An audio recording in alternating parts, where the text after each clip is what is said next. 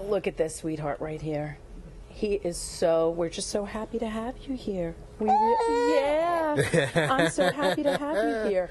Well, if you're an expecting mother or you know anyone who is, this story is a must-see. After being put in a virtual coma for 45 days, his mom, well, she says she's lucky to have this beautiful baby alive, and it could have all been avoided with a simple flu shot.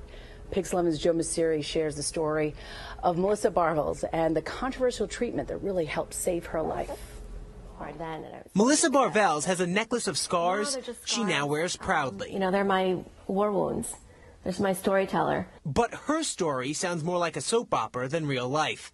7 months pregnant and just 1 week before Christmas last year, Barvels went to Richmond University Hospital with pneumonia. And I was like, okay, just get me home before Christmas. She woke up 45 days later in a different hospital after battling for her life. So if I had gotten the flu shot, this wouldn't have happened. Maybe as it turns out, Barvels had the swine flu, the same H1N1 that caused the pandemic back in 2009, then seemingly disappeared from emergency rooms throughout the country. Unfortunately, it is still out there, and it is still causing a lot of harm to patients. Dr. Matthew Bacchetta is a surgical director at New York Presbyterian Columbia University Medical Center and handled Barvels' case.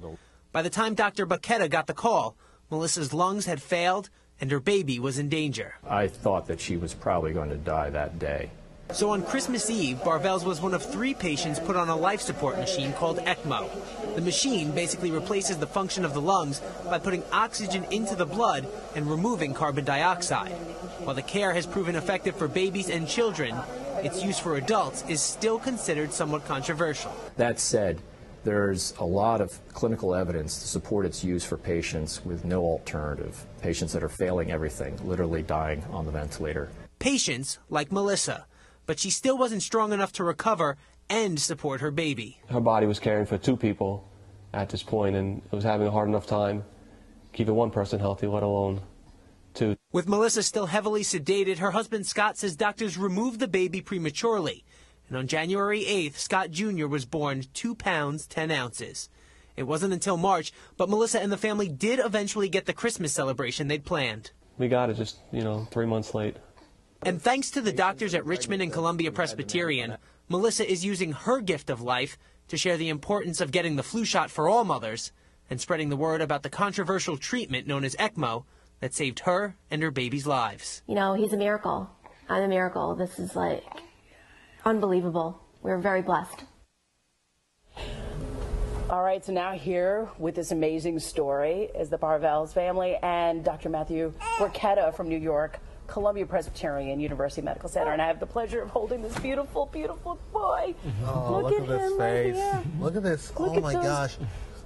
What a journey, right? What a beautiful journey, and he's here and he's alive. Oh, it's such a beautiful thing. I know. It's television. It's early. How are you guys how this started? Oh my gosh. Great. Yeah? We're great. Yeah? I'm happy to be alive. And how's he doing? He's fantastic. He's such a great baby. And he's healthy, and we couldn't ask for more.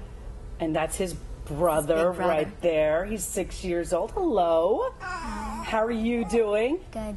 Good. So tell us about this. So what happened? Because I just had a baby, a year old. Did you get a flu shot? I didn't get a flu shot. I kind of felt I didn't want to put anything in my body. I was pregnant. I think most pregnant women probably feel that way. And the flu, you don't think of it as being something so terrible. It's just a quick thing. You get sick and it goes away. Okay, so swine flu. Were you on a farm? Were you hanging out with pigs? No. How did you get this? Doctor said I could have picked it up anywhere. I could have been walking in the supermarket next to somebody that had it, and I got it. Oh, Dr. Bacchetta, what are the odds of something like this? Well, the last couple of years, we've seen a real outbreak with the flu, and a couple of the strains that have been through the season, the last couple of years, have been especially virulent for women that are pregnant, and unfortunately, Melissa was one of those women. Wow. Well, I look at you, Dad, and you look like you've been through it all. But you look. Tell us about what was this like for you? It was a very difficult time for our family not having her around, especially around the holiday season. But the doctors and the nurses and the staff at the hospital were amazing, and they saved 2 lives. Yeah. You were in a coma for 45 days. 45 days. So, and what was it exactly, doctor, that saved her life? Because it wasn't a traditional therapy, right? It was kind of something that's more on the edges, more on the fringes, if you will. Well, she had a severe form of respiratory distress. Yeah. And she was actually dying when the physicians at Richmond Hospital called us. Gee whiz. Which they have done before, so we've worked very closely with them in the past. We knew that it was an emergency, and we rushed out with our transport unit and put her on ECMO, which is extracorporeal membrane oxygenation. What does that? How's that work? Explain that to me. What's that mean? It basically works as an artificial lung. It draws blood out from the patient, and the blood goes through a pump. Then it goes through what's called an oxygenator. The blood is oxygenated, and we get rid of the carbon dioxide in the patient's blood, and then it's returned to the patient. So it essentially takes over the function of the lung for a patient, and her lungs were not working. So how is this different than a traditional therapy when someone's in a coma? Well, the traditional therapy was really her pneumonia that was killing Melissa, but would have been placing her on a ventilator, which she was. And the team there had done everything they could. She was on optimal ventilator settings. They had really done everything that they possibly could, but she was continuing to fail, and in those cases, we utilized ECMO. So how were you able to do all of this? And when you're looking at these pictures, are you taking a deep sort of breath when you're looking at these photos? I mean, your family has been through such a journey. Yeah, it wasn't fun. Yeah. It was, a terrible holiday season, but And what do you want to tell all the mothers that are out there? I mean, don't be afraid. Get the flu shot. Nobody expects this to happen, but I didn't, and it did, and it's scary, and it could have been prevented.